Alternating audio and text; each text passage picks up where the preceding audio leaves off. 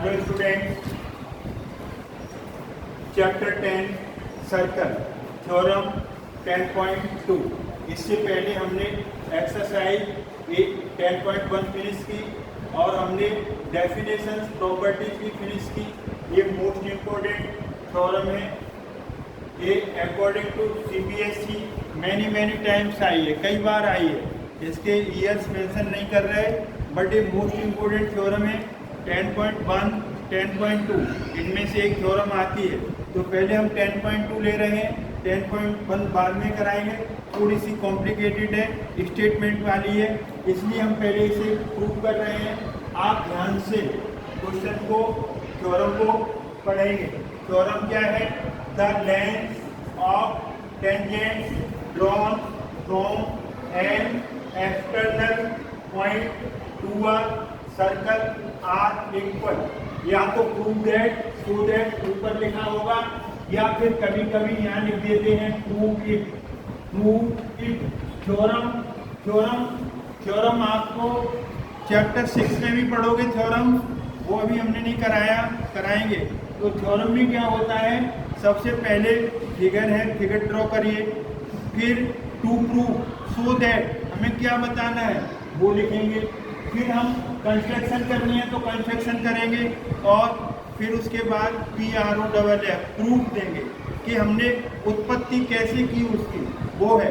Theorem अपने आप में एक प्रूफ मांगती है। तो सबसे पहले हमने यहाँ पर एक सर्कल बना लेना है। ये आपका सर्कल है, और लेंथ ऑफ टेंजेंट्स, यहाँ पर आपकी जो 10 पॉइंट थ्योरम है, लेंथ ऑफ टेंजेंट्स कहाँ है? तो प्लूरल होगा, और ये टेंजेंट्स हो गई। यहाँ से ये टेंजेंट्स बन गई आपकी, एक और एक टेंजेंट ये है, एक टेंजेंट्स है, और यहाँ पर एक सेंटर ले लेंगे जिसे O से डिनोट कर देंगे, और ये कॉन्टेक्ट पॉइंट को O से मिलाओ, कॉन्टेक्ट पॉइंट को B से मिलाओ, called it A, called it B, taking P है। तो PA PB ये दो टेंजेंट्स हैं आपकी, PA PB दो टेंजेंट्स हैं आपकी। यहाँ पर कितनी टेंजेंट्स है? ये दो टेंजेंट्स है, PA and PB। The length of tangents, ये टेंजेंट्स है PA PB from an external point, P is an external point, P is called external point. ये कॉन्टेक्ट पॉइंट है, OA OB क्या हो गए? OA OB क्या होंगे? OA OB क्या होंगे? रेडियस होंगे। सोच के समझ के बोलो, ऐसे मत बोलिए। तो सबसे पहले हम गिवन में लिखेंगे, गिवन में क्या लिखेंगे? इन अ सर्कल COR, ये इन सर्कल, ये सर्कल है। C for circle, O for centre, R for radius. एक ऐसा सर्कल जिसका सेंटर हो, रेडियस R। इसमें PA and PB are tangents. क्या है बोलो? PA और PB क्या है? टेंजेंट्स है। P एंड PB क्या है? टेंजेंट्स है। टू प्रूव या सो दैट, क्या बताना है? दे विल बी इक्वल। हमें ये बताना है ये टेंजेंट्स कैसी है, बोलो। ये दोनों टेंजेंट्स इक्वल है। ये दोनों टेंजेंट्स कैसी बतानी है? इक्वल बतानी है। कैसी बतानी है? इक्वल बतानी है। अब हमें थोड़ा सा कंस्ट्रक्शन करेंगे। समझ में आ रहा है ना?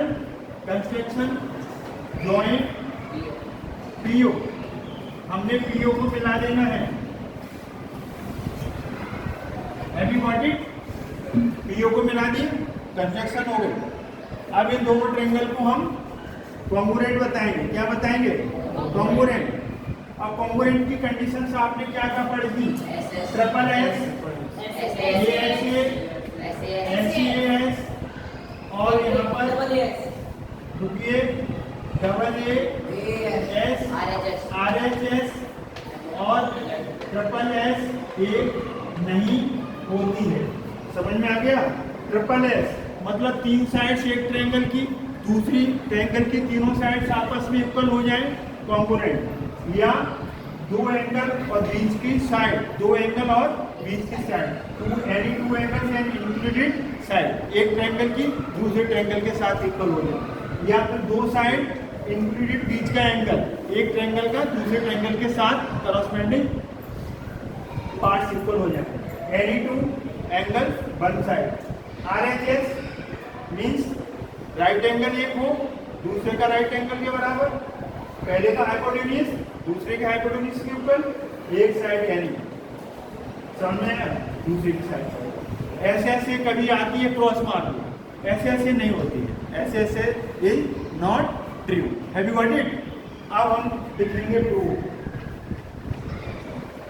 देखिए ध्यान से, अभी तक आपने थ्योरम 9th क्लास में पढ़ी थी, 10th में आप 6th चैप्टर में पढ़ोगे और मोर देन 2 और 3 थ्योरम्स। सबसे पहले हमने क्या लिखा?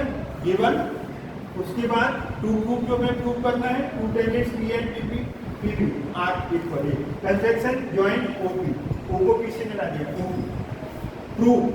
अब तुम दो ट्रायंगल के नाम बोलो, दो triangle, inner triangle POA and triangle P से चले थे, ऊपर आए थे, एक ही तरफ मुड़े थे, सिमेट्री होनी चाहिए, सिमिलरिटी होनी चाहिए, वैसे जब फिर करोगे POB ट्रायंगल बोलो, समझ आ रहा है? अगर PAO लेते तो PBO ले सकते थे, PAO लेते तो PBO ले सकते थे, लेकिन हमने क्या सिंपल वे POA POB ये हमने टेकन की, ये हमने ले लिया। अब इसे कॉन्ग्रुएंट करना है, तो कॉन्ग्रुएंट के लिए 3 पार्ट्स इक्वल होने चाहिए जो आपको अवेलेबल हो इजीली इनमें से जो। Have you got it? तो 3 पार्ट्स। आइए मिस्टर यू, आइए, हाँ बोलो कौन सी इक्वल है इसमें? 3 parts, OA OB equal to AB, एक पार्ट। दूसरा OP कॉमन, अच्छा OP कॉमन। तीसरा फैक्टर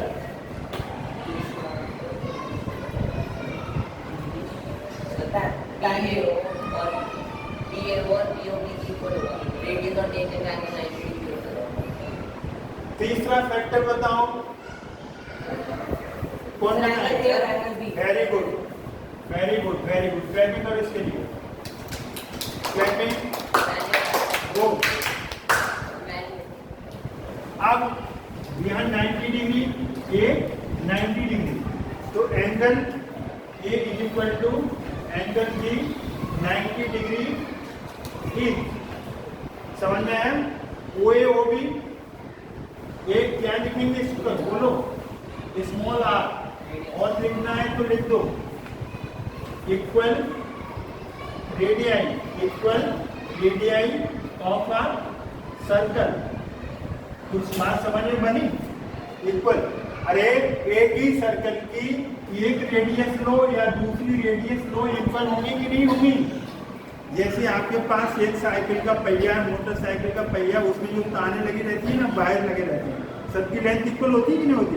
उसके लिए रेडियस हो गई, एक्सिस हो गया, एक्स हो गया, तो यहाँ से सेंटर है, सेंटर से OB और वो इक्वल आएंगे, इक्वल रेडियस क्या है? Plural of radius. Have you got it? इसके लिए OP की, इसके लिए क्या कॉमन, इसके लिए क्या आएगा बोलो? कॉमन है। कॉमन का मतलब उभयनिष्ठ का मतलब दोनों में काम कर रहा है, दोनों में काम। ये देखिए, ये जो फिंगर है उभयनिष्ठ है कि नहीं? उभयनिष्ठ है, उभयनिष्ठ मतलब दोनों में काम कर रही है, कॉमन है। यहाँ एंगल बनेगा तब भी आ रही है, यहाँ एंगल बनेगा तब भी आ रही है, नहीं आ रही समझ में? आ रहा है ना? तो यहाँ पर जैसे ये वॉल है, जिस पे ये बोर्ड लगा हुआ है, ये उस रूम के लिए भी काम कर रही है, इसके लिए कॉमन है, कॉमन। तो इसको सिंगल आर मतलब सिंगल आर, ये पहचान बताता है OA OB की इक्वल है, और इस पर डबल डाल दिया, ये इसकी इक्वल है, कॉमन हो गया। A और B 90 डिग्री, एंगल A और एंगल B 90 डिग्री क्यों होगा? एंगल A और एंगल B 90 डिग्री क्यों होगा? Angle between radius and tangent, angle between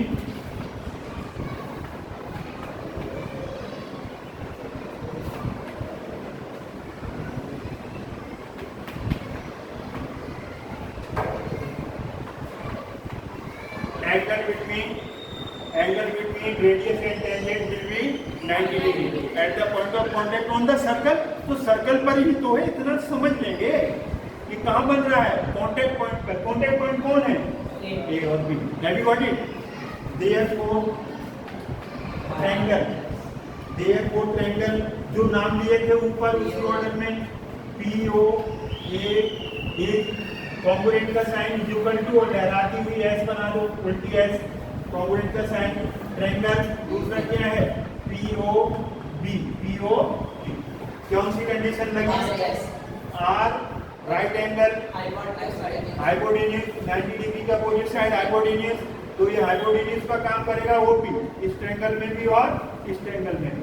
तो यहाँ पर by R H S congruence rule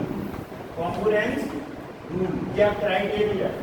congruence किसके लिए पूरी लिख देंगे आप, समझ में आया? कॉन्ग्रुएंस रूल या कॉन्ग्रुएंट क्राइटेरिया या कॉन्ग्रुएंस कंडीशन। अब जब दो ट्रायंगल कॉन्ग्रुएंट हो जाते हैं, कॉन्ग्रुएंट का मतलब क्या है, two shapes are congruent if they have equal shape and size. A hand इस हैंड के कॉन्ग्रुएंट है क्योंकि इसका शेप और इसका साइज दोनों एक दूसरे को कवर्ड कर रहे हैं, सुपरपोज कर रहे हैं, ढक रहे हैं। एक two circles are congruent if they have equal radii. Two rectangles are congruent if they have equal length and width. एक बोर्ड ऐसा दूसरा बोर्ड, ये रेक्टेंगल है ना, इनकी इसकी लेंथ उसके बराबर, इसकी विड्थ उसके बराबर, दो रेक्टेंगल कॉन्ग्रुएंट हो जाएंगे।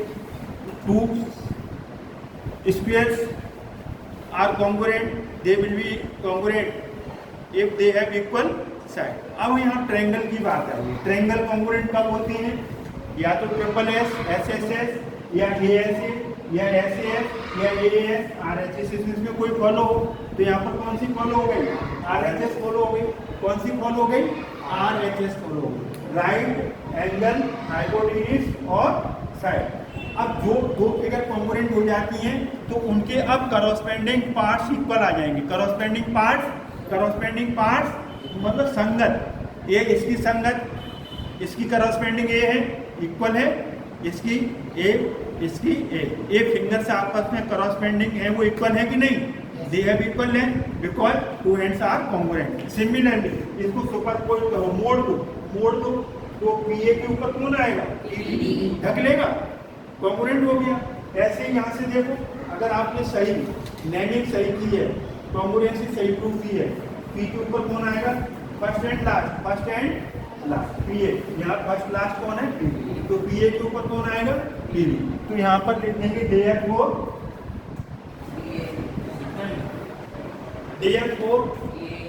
पीए equal to PB by CPCT का मतलब होता है corresponding parts of congruent triangles are equal. अगर दो ट्रायंगल कॉन्ग्रुएंट हो गए तो उनके संगत करस्पॉन्डिंग पार्ट्स इक्वल आएंगे। तो करस्पॉन्डिंग पीए के साथ पीबी कैसे पता लगा, first and last PA, first and last PB, तो इक्वल आएंगे बाय सीपीसीटी। ये क्या आ गया, हेंस प्रूफ। ये तो प्रूफ करना था पूरी थ्योरम के अंदर, ये प्रूफ।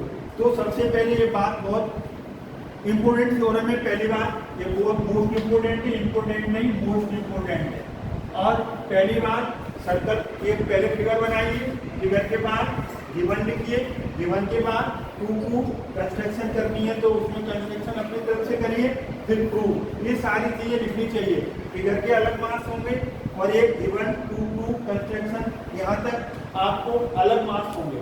आई थिंक यहाँ पर आप जब जाते हैं बोर्ड में कॉपी चेक करने तो पता चलता है कि यहाँ तक इतना कर दिया तो 1.5 नंबर मिल जाएंगे, समझ में आया। तो यहाँ से फिर इसके बहुत इजी है, बहुत सिंपल है, इससे सिंपल और इससे इजी कोई थ्योरम नहीं है। तो इसे पूरा करेंगे, रिटर्न में करेंगे समझने के साथ साथ। ठीक है ना।